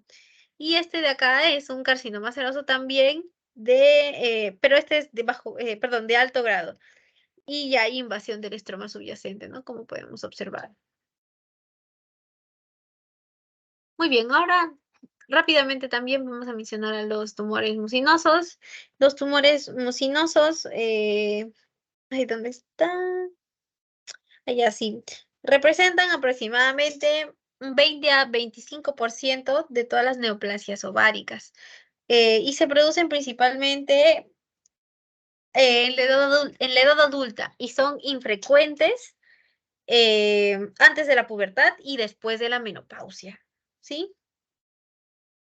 Generalmente, la mayoría de los tumores mucinosos son benignos o borderline, y los carcinomas mucinosos ováricos primarios son infrecuentes. Muy bien. Bueno, chicos, aparte de todo esto, obviamente les invito a leer un poquito más del libro. Les estoy dando un resumen de lo que considero importante, pero ustedes también profundicen un poco. Muy bien, entonces aquí macroscópicamente lo que vamos a ver es el carcinoma mucinoso, ¿no? Acá tiene un aspecto multiquístico. No parece una esponja, parece una esponjita. Estos todos son quistes. eh, Tabiques, bueno, tiene tabiques frágiles y también tiene la presencia de mucina dentro de estos quistes. No sé si se puede observar aquí, por ejemplo, mucina, mucina. Y bueno, aquí vamos a poder, este es un quiste, por ejemplo. Este es el ovario, todo esto es el ovario y aquí se encuentra el quiste. Este es el quiste. Y como podemos observar, todo lo que yo estoy subrayando con el puntero son células cilíndricas que están revistiendo este quiste. ¿Sí? Estos son los quistes chiquitos, ¿no? Eso es lo que estamos observando principalmente acá. Y ya, chicos, les dejo a ustedes para que lean el tumor de Brenner. Eh, Principalmente les puedo decir que son células epiteliales neoplásicas que se parecen al urotelio. Generalmente no es que uno vaya a consulta a decir, ay, sí tengo un tumor, lo siento. No, o sea, generalmente van por otras enfermedades y detectan de manera casual el tumor de Brenner, pero es generalmente benigno. La mayor parte es benigna, una menor parte son malignas, pero estos malignos generalmente se clasifican como carcinomas de bajo grado. Macroscópicamente vamos a poder ver que son masas sólidas, pero también pueden ser masas quísticas y generalmente son unilaterales. ¿Ok? Acá podemos ver nidos epiteliales que parecen remolinitos. Bueno, aquí, bueno, no remolinos, sino círculos. Obviamente no en ¿cómo lo digo? No en configuración de glándula, ¿no? Pero acá están los nidos epiteliales. Y en la macroscopía, este de aquí es un teratoma quístico benigno. Un teratoma, acuérdense que lo que les mencioné en la clase pasada, terato significa monstruo y oma tumor. Entonces, esto es un tumor monstruoso. O sea, es un tumor que no solamente tiene, o sea, no es solamente un tumor quístico, sino que también tiene tejidos eh, de otros tipos de epitelio. Y ya, con esto terminamos el aparato reproductor femenino y vamos a pasar a mama. No es mucho lo que tenemos que hablar de mama, vamos a hablar principalmente del fibroadenoma, del tumor filoides y obviamente tenemos que hablar del cáncer de mama. Entonces, hablemos primero del, acá, ¿no? Del fibroadenoma. Bueno, les puedo decir del fibroadenoma que es un tumor benigno muy frecuente que se encuentra en la mama de las mujeres. Generalmente son múltiples, pequeños y bilaterales y aparecen en el caso de las mujeres jóvenes como una masa palpable. En el caso de las mujeres mayores pueden aparecer como calcificaciones agrupadas en la mamografía, como vamos a ver que en este caso. No se ve muy bien, pero aquí, bueno, vamos a poder ver una masa palpable. Y en el caso de la microscopía vamos a ver una hiperplasia policlonal del estroma lobulillar. ¿Qué significa hiperplasia policlonal? Se preguntarán.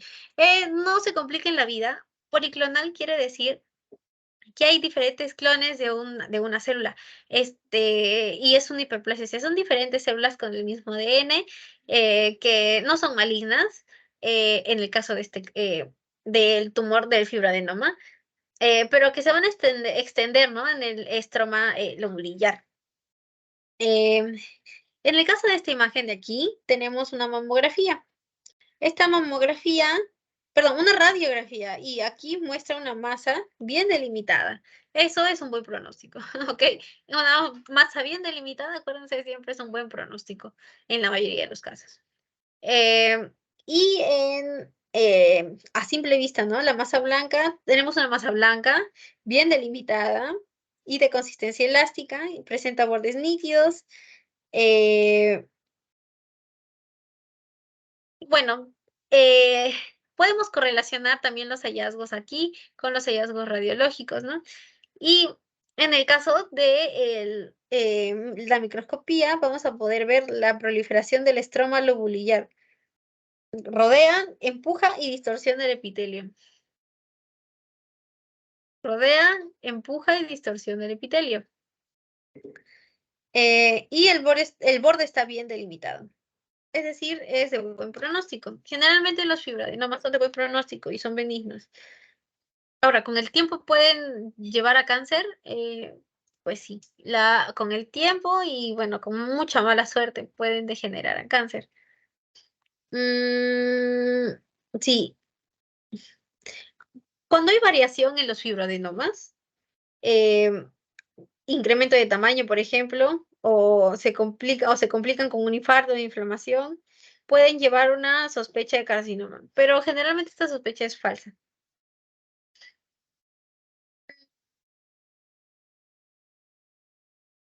Ojo, los fibroadenomas pueden agruparse en alteraciones proliferativas sin atipia, es decir, no hay atipia, por lo cual no son malignos.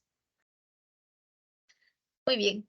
En este caso tenemos al tumor filoides, no es mucho lo que vamos a hablar acá, tiene un pico de incidencia en los 60 años, se detectan como masas palpables en la mayoría de los casos, no como por ejemplo el fibroadenoma, que en jóvenes, en mujeres jóvenes será masa palpable y en mujeres más adultas serán como calcificaciones pequeñas.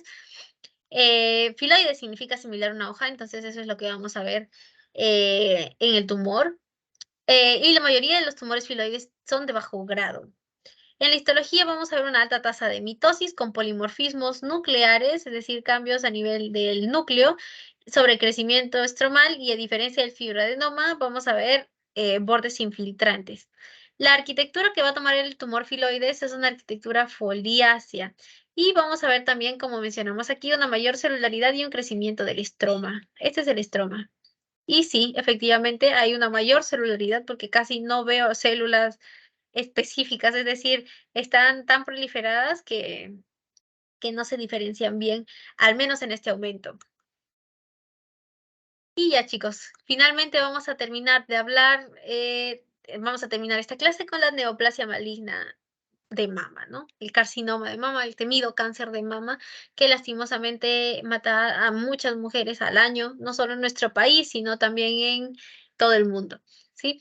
Las neoplasias es una neoplasia no maligna, perdón, es una neoplasia maligna no cutánea y es la más frecuente en las mujeres y es la segunda causa de muerte por cáncer. Casi todas las neoplasias malignas de mama son adenocarcinomas. Acuérdense que les dije, adenocarcinomas quiere decir que tiene una configuración similar a una glándula y tiene diversos factores de riesgo. Dentro de los factores de riesgo tenemos mutaciones en la línea germinal, familiar de primer grado con cáncer de mama, es decir, yo tengo una probabilidad más alta de desarrollar cáncer de mama si mi mamá ha tenido cáncer de mama o si mi hermana ha tenido cáncer de mama, tiene cáncer de mama. También tiene mucho que ver un factor de riesgo con la raza o el grupo étnico, la edad de la persona y su edad de menarquia, la exposición a estrógenos, como por ejemplo en las mujeres que presentan o que toman anticonceptivos orales, la obesidad y la lactancia materna. Eso es muy importante porque la lactancia materna es un factor protector para las mujeres. La lactancia materna, en el caso de las mujeres que tienen un hijo y están en lactancia, mientras más tiempo de lactar le den al hijo, están más protegidas contra el carcinoma de mama. Muy importante. Ojo, y también muy importante, los factores de riesgo más importantes del cáncer de mama son la edad y la exposición a estrógenos, ¿sí? Así menciona en el libro, yo se los menciono a usted. Los factores de riesgo más importantes para el desarrollo del cáncer de mama son la edad y la exposición a estrógenos. Estos son los genes, chicos. Los genes, ustedes ya saben de los genes, los más importantes y los más relacionados a cáncer de mama son los genes BRCA1 y BRCA2. Pero como podemos ver aquí, el gen BRCA1 es el más implicado. Y el más importante entre el BRCA1 y el BRCA2. ¿Ok? Eh, repasen esto porque estoy segura, casi segura que algo les va a venir de esto. Muy bien, este es el desarrollo del cáncer. Eh, a ver, bueno, tenemos una mama normal. Ay, bueno, chicos, esto de acá me va a tomar mucho tiempo explicarlo, creo. Así que ustedes pueden también buscar un poquito con respecto. Es que acá tienen mucho que ver los genes. Eh, Bueno, en el caso de acá, este es un carcinoma ductal in situ, ¿ok? Que mediante la mutación, bueno, esta es la mama normal, ¿ok?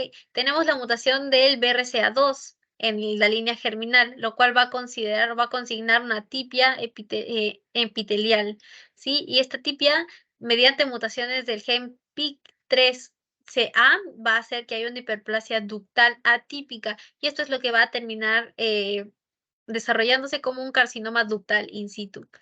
Sí, hay dos tipos de carcinoma aquí, carcinoma ductal y carcinoma intralobulillar.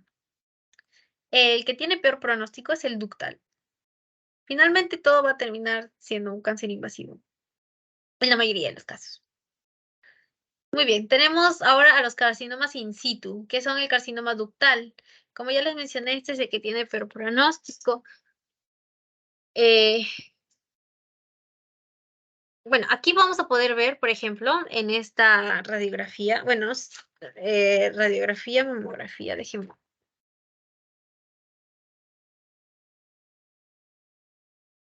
A ver, ya, ya, ok, este es un carcinoma ductal in situ, como ya les mencioné. Sí, esta es una radiografía, ¿sí? Esta es una radiografía en donde vemos estas clasificaciones, miren, estas de acá, estas clasificaciones. Ese es el ducto, ¿verdad? Se ha calcificado el ducto, básicamente. Son calcificaciones lineales y ramificadas en el sistema ductal. En esta imagen de acá tenemos una proliferación de alto grado que se asocia a zonas centrales de necrosis. Acá, por ejemplo, necrosis, necrosis, no, necrosis, y calcificaciones, ¿no? Eh, y bueno, aquí tenemos a un carcinoma ductal in situ cribiforme. Podemos observar espacios redondeados regulares o característicamente llamados en molde de pastelería. Muy graciosos los nombres que ponen, de verdad. En moldes de pastelería, en moldes de pastelería, con material de secreción calcificado, y este es micropapilar. Sí, bueno, acá pues sí asemejan papilas, micropapilar, eh, y hay proyecciones papilares que carecen de ejes fibrovasculares. Ese es el carcinoma in situ. Déjenme ver si hay algo más importante. Hay dos tipos de carcinoma in situ, ¿ok? El carcinoma in situ comedoniano y el carcinoma in situ no comedoniano. El carcinoma in situ comedoniano produce nódulos imprecisos y se pueden detectar en la mamografía en forma de áreas de calcificación lineales y ramificadas, como podemos ver en este caso. Este de aquí sería un carcinoma ductal in situ comedoniano. En el caso del carcinoma ductal in situ no comedoniano, no presenta núcleos de alto grado y tampoco necrosis central. Entonces, estos dos corresponden al comedoniano y estos dos corresponden al no comedoniano. ¿Ok? Como les comenté anteriormente también, el carcinoma ductal in situ no comedoniano tiene esta configuración característica, muy gracioso el nombre, de verdad, en molde de pastelería, ¿sí? Y después tenemos al carcinoma lobulillar in situ. Sí, no hay mucho que explicar. Y, a ver, carcinoma lobulillar in situ, ya. Es una proliferación, ¿no?, de células dentro de los conductos y lobulillos que no tienen cohesión entre ellas. Y esta pérdida de cohesión entre células se debe a que hay pérdida de la caderina E, ¿ok? Entonces, en esta imagen vamos a ver una población de células pequeñitas, redondeadas, eh, y poco cohesivas, es decir, poco juntas, poco unidas. Y se expanden, no, que ocupan y expanden los acinos de un lobulillo. Es posible reconocer también la arquitectura lobulillar, como podemos ver acá. Eh, ya. Y en esta imagen de acá vamos a tener justamente lo que les digo, ¿no? Las células de carcinoma lobulillar in situ van a ser las que no son positivas a caderina. Esta es una tinción especial con inmunoperoxidasa, ¿sí? La inmunoperoxidasa tiñe a estas células de negro. Estas células luminales son las células luminales normales, que presentan caderina y que están cohesivas. Las que no están cohesivas son las que están negativas a caderina E, que son las que no se tiñen de negro. Y justamente son las células del carcinoma lobulillar in situ. ¿Ok? Y ya, esas eran las lesiones in situ. Finalmente, ya estas son las últimas diapositivas, creo. Tenemos al carcinoma invasivo infiltrante. ¿Sí? El carcinoma invasivo infiltrante, como su nombre lo indica, es cuando ya ha pasado la capa basal.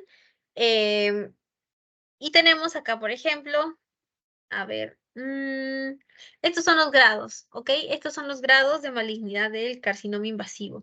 Este es un carcinoma bien diferenciado, que constituyen túbulos que adoptan un patrón cribiforme, ¿sí? Tienen núcleos pequeños, uniformes, que adoptan este patrón tipo cribiforme. Y en esta parte de aquí, en esta segunda imagen, vamos a ver un carcinoma ya moderadamente diferenciado. Acuérdense y recuerden, mientras más diferenciado esté, o si está bien diferenciado, buen pronóstico. Medianamente diferenciado está como que más o menos. Y pobremente diferenciado es mal pronóstico, ¿sí? Eh, entonces, este de acá es uno moderadamente diferenciado que muestra menos formación de túbulos y más nidos sólidos de células y núcleos polimorfos, como podemos ver aquí. No hay, el tejido se ve bastante desordenado, pero el que se ve más desordenado es este último. Y este último es el que corresponde a un carcinoma poco diferenciado, que infiltra las láminas de las células polimorfas y tienen numerosas mitosis, también numerosas áreas de necrosis. Y estos son los tipos de carcinoma, tipos histológicos del carcinoma invasivo, ¿sí? Carcinoma, bueno, esto no hay mucho que hablar, es mencionarlo. Eh, los invito a leer un poquito más del libro porque ahí están especificados un poquito más cada uno. Pero a ver, vamos a mencionar algunos de ellos.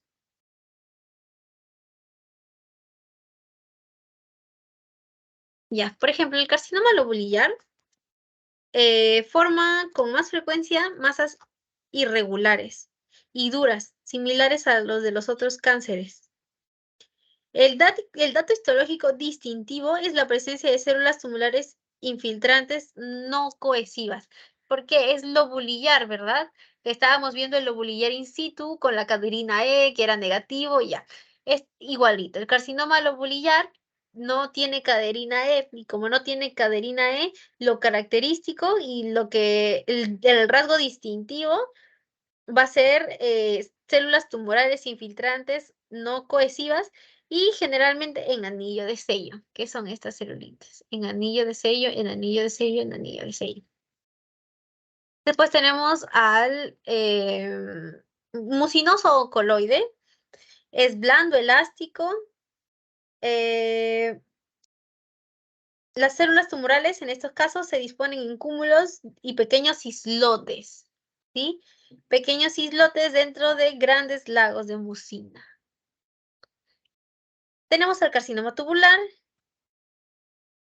que es una lesión esclerosante benigna y tiene túbulos bien formados. También puede tener patrón cribiforme y generalmente tiene patrón de túbulos o cribiforme, como podemos observar acá. El papilar produce papilas, ¿no? Frondas de tejido fibrovascular revestidas por células tumorales.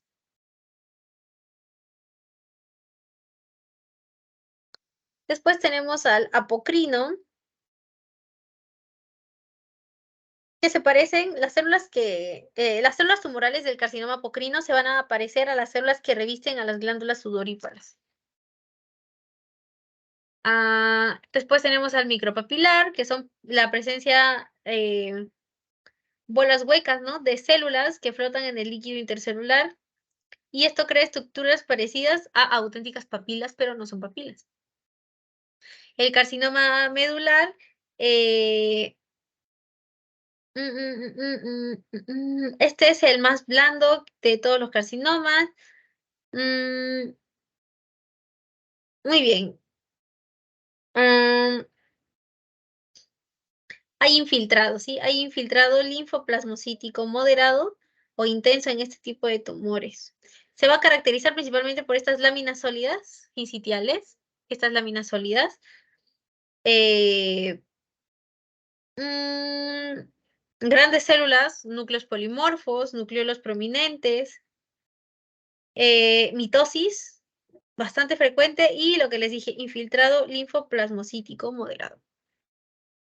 Y ya finalmente el carcinoma secretor recuerda a la mama durante la lactancia, ¿sí? Porque los espacios están dilatados y están llenos de material eosinófilo, ¿sí? Y bueno, chicos, ahora sí, eso es todo por la asesoría de hoy. Fue bastante larga, considerablemente más larga que otras. Esta sí era una clase bastante pesada, pero igualmente se las dejo. Las invito a leer el libro, como les digo, pero he tratado de poner las cosas y los aspectos más importantes. Les deseo mucho éxito, chicos, en su examen y nos vemos en una próxima asesoría. ¿Sí? Cuídense.